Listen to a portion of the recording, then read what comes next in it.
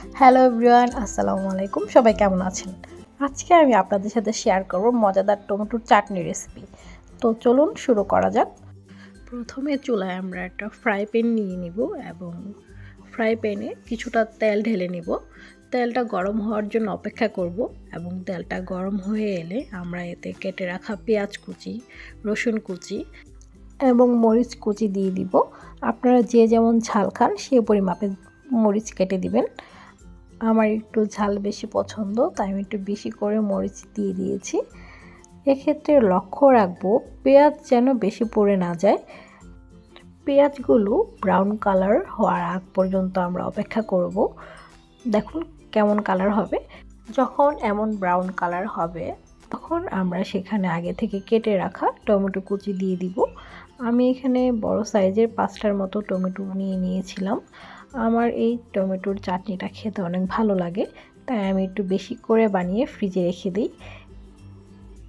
এখন এখানে স্বাদ মতো লবণ দিয়ে দিব এবং একটু হলুদ গুঁড়ো দিয়ে দিব।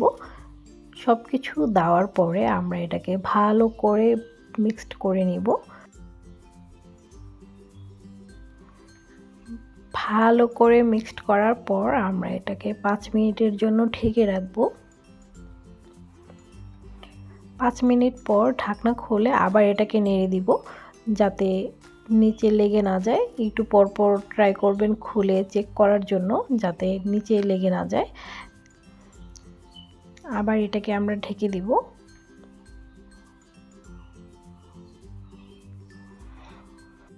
এই রেসিপিতে এক্সট্রা কোনো পানি দেওয়ার প্রয়োজন নেই, টমেটো থেকে অটোমেটিক পানি ছেড়ে দেয়। দেখুন টমেটোগুলো কি সুন্দর নরম হয়ে এসেছে। এই পর্যায়ে আমরা জাস্ট মিক্সড করে নিব টমেটোগুলোকে।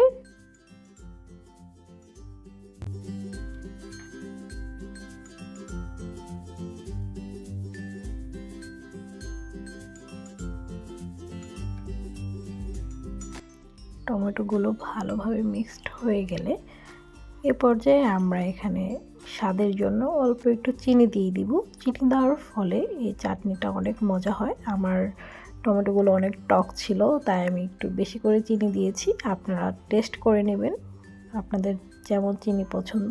চিনি না দিলেও হবে, যারা চিনি খান না তারা চিনি অ্যাভয়েড করবেন। আমার চিনিটা পছন্দ, তাই আমি চিনি দিয়েছি। এখন আমরা এখানে আগে থেকে কেটে রাখা ধনেপাতা কুচি দিয়ে দিব এবং ভালো করে মিক্সড করে নিব।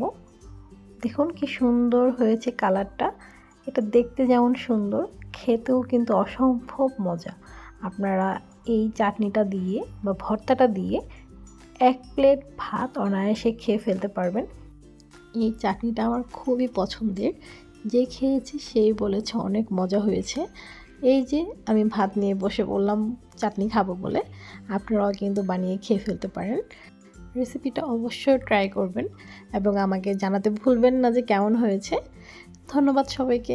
আসসালামু আলাইকুম।